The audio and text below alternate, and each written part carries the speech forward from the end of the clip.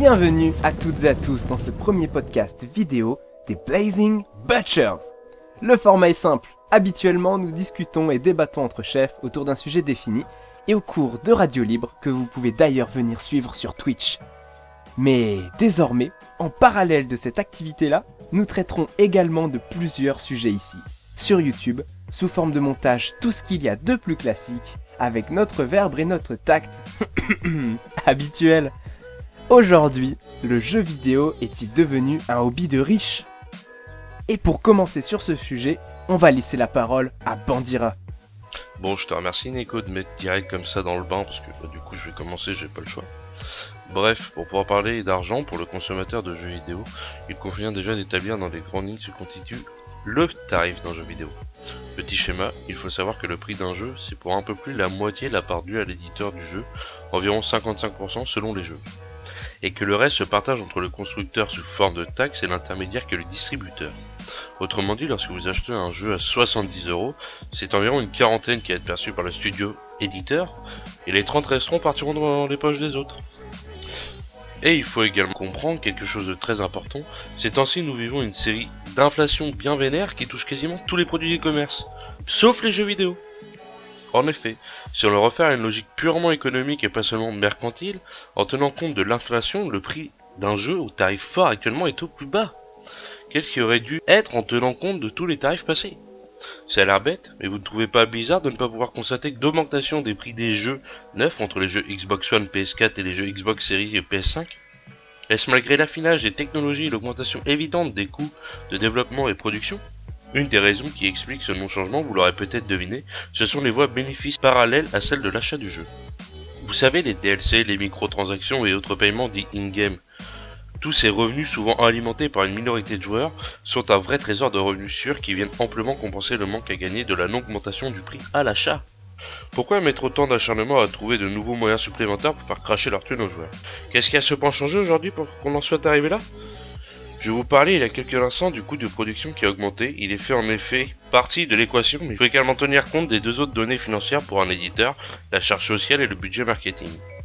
La charge sociale pour les plus jeunes ou les plus gros chômeurs, toi-même tu sais mon pote, d'entre vous qui ne comprennent pas le sens, c'est assez simple. C'est la masse totale des salaires et autres primés destinés aux gens de l'entreprise, aux êtres humains. Vous savez, oui, ça existe. C'est ceux que vous insultez là tout le temps, tous les jours, quand vous jouez, parce que vous ragez comme des gros porcs.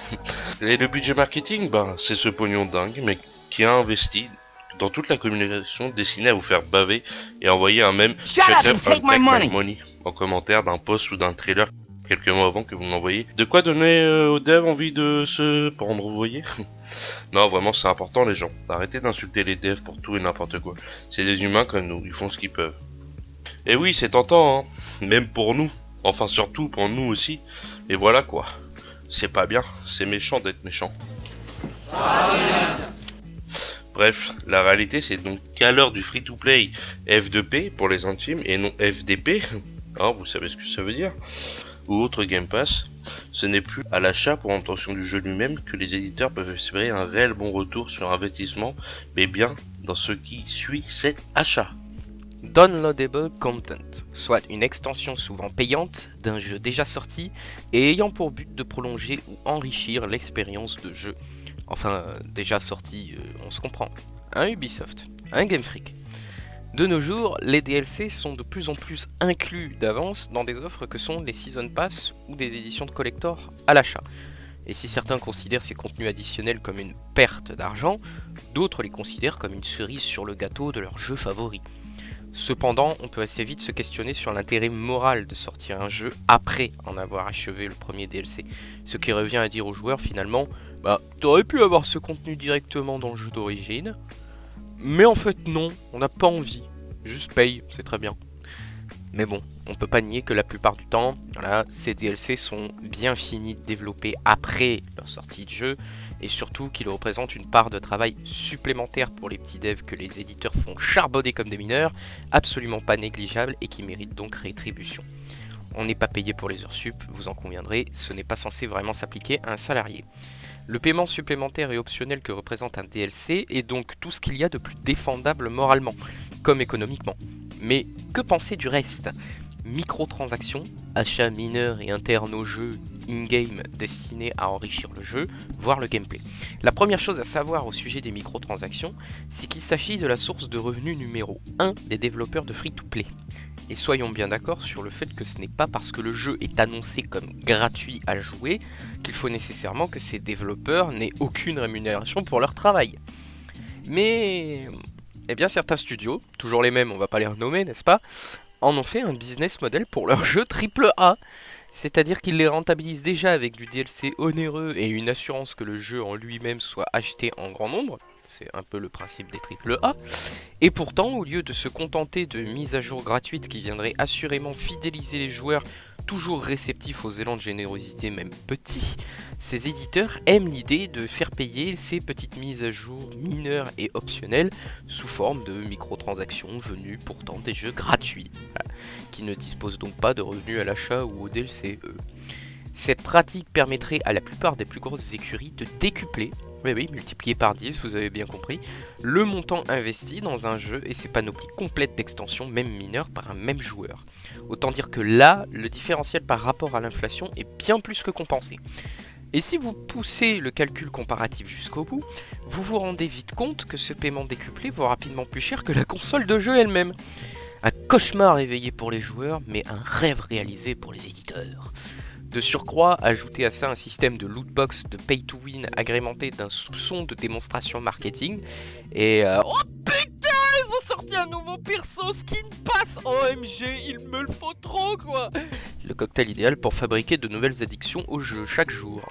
Malheureusement, seuls quelques pays et structures ont eu le cran de s'attaquer sur le plan juridique à cette vaste machinerie que sont ces microtransactions abusives. Sauf que tout se joue pour le moment sur le caractère optionnel de ces paiements, sur le fait qu'ils ne soient pas obligatoires pour profiter du jeu. Et tout ce qui a pu être avancé jusqu'à présent concerne davantage le statut de ces paiements in-game que certains essayent de faire passer dans la catégorie des jeux d'argent, ce qui impliquerait des règles supplémentaires à respecter pour les éditeurs, mais rien de plus. Et si vous pensez que la frustration clairement partielle, ciblée et addictive que vous ressentez sur un jeu en particulier est un calcul manipulateur de ces éditeurs pour vous pousser indirectement à cracher vos thunes de manière frénétique, eh bien sachez que pour eux la solution est officiellement simple. Arrêtez de jouer puisque vous êtes frustré. Bon du coup, les alcoolos, les fumeurs, les joueurs compulsifs, soyez rassurés, hein. EA et Ubisoft ont visiblement révolutionné tous les paradigmes sanitaires sur la question des addictions. Écoutez-les donc, il suffit d'arrêter pour que ça ne vous fasse plus de mal. Franchement, c'est vous qui n'y mettez pas du vôtre, vous êtes de mauvaise foi. Les producteurs de tabac et d'alcool, ils pensent qu'à votre bien après tout. C'est vous qui faites un mauvais usage de leurs produits, bande d'amateurs. Oula Mélo, vas-y Molo. Tu parles à des éditeurs qui ont ragé en voyant les gens vénérer Elden Ring. Ils ont de la santé fragile en ce moment, ménage-les un peu. Quoi qu'il en soit, il s'agit maintenant d'étudier la question jusqu'au cœur du problème. À quoi servent ces microtransactions pour un joueur ? Et cette question se divise en deux catégories radicalement différentes, comme vous allez le comprendre. Le pay to win et le pay to skin. Me demandez pas, c'est Mélo qui dit avoir inventé ce terme de pay to skin, mais demain il nous dira sans doute qu'il a écrit 10 bouquins ou qu'il bosse 70 heures par semaine, c'est un malade. Sortez-moi de là. Bref, le pay to win, c'est quoi ? C'est un business model du jeu consistant à inclure, par voie de microtransactions, un ou plusieurs systèmes internes au jeu qui permettent au joueur d'améliorer sa qualité de jeu. Son niveau de stuff, sa capacité max d'inventaire, certains items utiles non accessibles gratuitement par exemple. Et donc, par extension, littéralement de gagner plus facilement face à la plupart des joueurs qui ne payent pas. Payer pour gagner donc, au sens propre. Vous comprendrez donc deux choses. Premièrement, ce système est propre aux jeux en ligne, et deuxièmement, il n'a absolument aucune valeur morale. En effet, dans la plupart des jeux, la maxime se résume à « que le meilleur gagne ». Et donc, avec un tel système, cela devient « que le plus riche gagne ».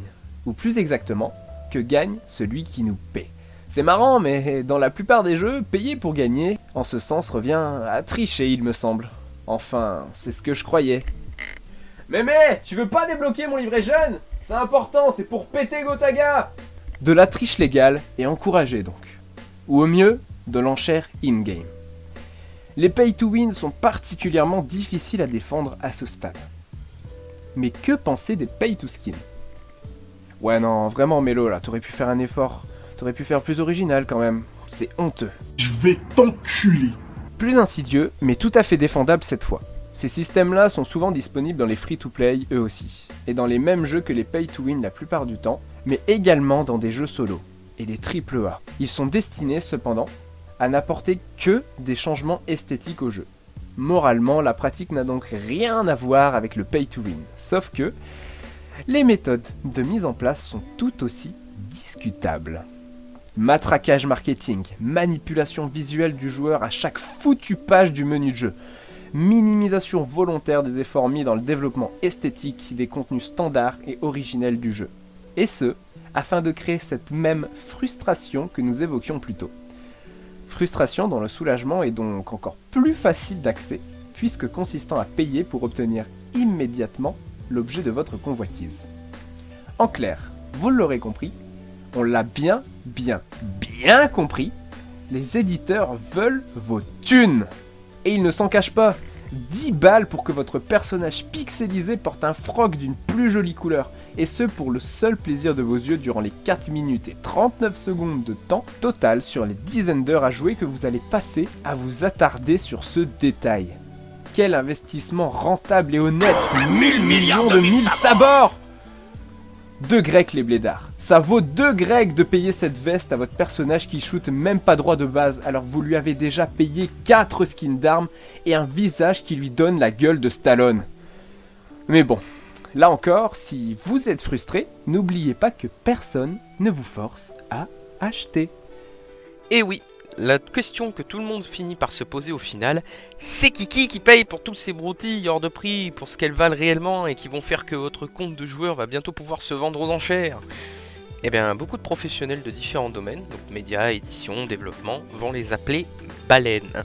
Ce terme vous dit quelque chose, n'est-ce pas? C'est normal, c'est le même terme qui est utilisé pour qualifier les cibles ferrées, donc d'escroquerie notamment immobilière, ou de phishing, voilà, c'est du vocabulaire d'escroc qui part à la pêche au gros, littéralement, en l'occurrence ici au gros dépensier. Et il ne fait aucun doute que toute la communication et le marketing autour de chaque microtransaction sont destinés à ces baleines. Mais vous vous demandez sûrement combien l'on compte de vraies baleines parmi la totalité des joueurs? Accrochez-vous, il représente entre 0,5 et 5% des joueurs globaux. Ça veut dire que sur un total de 200 joueurs pris au hasard, ils seront moins de 10 à être du genre à payer les contenus accessibles par microtransaction. Et pourtant, ce sont eux qui représentent 64% du chiffre d'affaires des éditeurs. Alors à ce moment-là de la vidéo, certains vont commencer à dire « les débiles » ou alors « mais faut qu'on les trouve et qu'on les arrête ces trous de balles, qu'ils encouragent les studios à sous-développer leur jeu là, pour nous faire payer le reste ». Et de fait, eh bien, la réalité est plus complexe que ça. Rappelez-vous, les paiements parallèles à l'achat pour obtention ne représentent plus qu'une part infime des bénéfices des éditeurs une fois tous leurs investissements de base déduits. Et la vraie marge qu'ils se font dépend précisément de ce que ces baleines payent. Le tout en sachant que c'est cette marge faite qui permet au prix du jeu de ne pas s'envoler à cause de l'inflation générale. Vous commencez à saisir la complexité de la situation, n'est-ce pas? Ça signifie littéralement que ce sont ces baleines qui vous permettent à vous autres de ne pas vous ruiner davantage encore pour profiter d'un nouveau jeu. Eh oui. Ça signifie que c'est grâce à eux qui investissent davantage dans un ou deux jeux, que ce soit en termes de temps ou d'argent d'ailleurs, que ceux qui, comme vous et nous, aiment plus simplement jouer à tout un panel de jeux différents, peuvent le faire sans payer encore plus qu'avant les jeux en question. À ce stade, le profil des baleines semble tout de suite bien plus défendable, mais il faut tout de même rééquilibrer la situation aussi complexe soit-elle. Étant donné la différence de valeur morale entre DLC, Pay to Skin et Pay to Win, le tout est maintenant de savoir quelle baleine paye quoi et surtout pourquoi. Ce qui nous permet d'établir 4 catégories générales de baleines, tout à fait subjectives, que je vais vous lister. 1. Les opportunistes, ceux qui aiment autant le jeu en lui-même que l'idée de gagner plus facilement à l'occasion contre des gens qui ne payent rien et qui s'y connaissent moins. 2. Les pigeons. Bon, quitte à tous les appeler baleines, autant appeler pigeons ceux qui sont réellement escroqués, non? Vous l'aurez compris, ce sont eux qui, au mieux, sont un peu trop influençables, et au pire, moralement j'entends, sont carrément fragiles mentalement. Eux vont tout payer dès lors que le marketing et toute la machinerie de frustration les épousent juste assez. Reste à savoir et à prouver si ne serait-ce qu'un seul éditeur cible précisément ces joueurs-là pour enfin pouvoir réagir légalement dans ce domaine. 3. Les roublards. Vous savez, ces joueurs qui s'évertuent à payer tout ce qui peut leur permettre de rouler sur leurs adversaires sans effort, pour ensuite parfois aller les troller à outrance, souvent plus riches que scrupuleux d'ailleurs, et sans doute des gamins pour y gâter si vous voulez notre avis. Et 4. Les mécènes, autrement dit, les bons samaritains de l'histoire. Eux payent simplement et justement pour donner rétribution aux développeurs de ce jeu qu'ils apprécient tant, en toute conscience de cause, ni plus, ni moins. Le prix d'un jeu dépend donc aujourd'hui des pratiques in-game des joueurs eux-mêmes, aussi bien pour ce qui est du prix actuel que du prix à venir. En effet, vous n'aurez sans doute pas manqué de retenir que nous vivons encore dans un système capitaliste, et que, par conséquent, l'argent investi par chacun en tout domaine est un outil à la fois de construction et de destruction, une forme de vote ou de boycott. Bref, l'argent investi a toujours un poids quelque part, positif comme négatif. Clairement, certains éditeurs usent et abusent de cet état de fait et de business model qui en découle, tout comme des joueurs eux-mêmes parfois. Et ce, pour s'enrichir à moindre coût comparé à avant ou à ce qu'ils devraient abattre comme travail de développement en d'autres circonstances. Aussi, le système très décrié de Pay to Win n'a actuellement aucune valeur morale comme nous l'avons démontré, dès lors qu'il n'est destiné qu'à du pur divertissement. Qu'on revienne nous demander de payer pour avoir plus de chances de gagner avec en parallèle des enjeux compétitifs et financiers pour les joueurs, et là, il ne s'agira plus de payer comme on paye un arbitre, pour comparer les choses avec le sport, mais plutôt de payer comme on paye un nouvel équipement haut de gamme. En gros, le pay to win dans le jeu vidéo ne devrait concerner que l'e-sport. Voilà, ça c'est dit, c'est placé, faites-en ce que vous voulez. D'ailleurs, ceux qui estiment que vous avez bien le droit de gagner plus si vous payez plus, j'ai envie de vous dire, ok Sarko, mais quand t'auras plus personne contre qui jouer parce que ton principe aura saoulé tout le monde, t'auras payé tout ça pour quoi ? C'est comme pour tout, quand tu joues, faut un gagnant et un perdant. Mais si tu triches, ce n'est plus jouer, donc faut pas s'étonner qu'on joue plus avec toi après. Cependant, il est important à noter que les autres systèmes de transactions parallèles sont eux devenus essentiels à l'industrie vidéoludique. Vous pourriez décider du jour au lendemain de ne plus rien payer in-game, voire de convaincre la plupart des baleines d'arrêter les frais, littéralement. Mais si on opère de cette manière, il n'y aura que peu de solutions possibles aux éditeurs qui investissent des millions dans un jeu. Réduire les effectifs de développement, et donc la qualité des jeux. Augmenter les tarifs des jeux de manière drastique, ou juste mettre la clé sous la porte.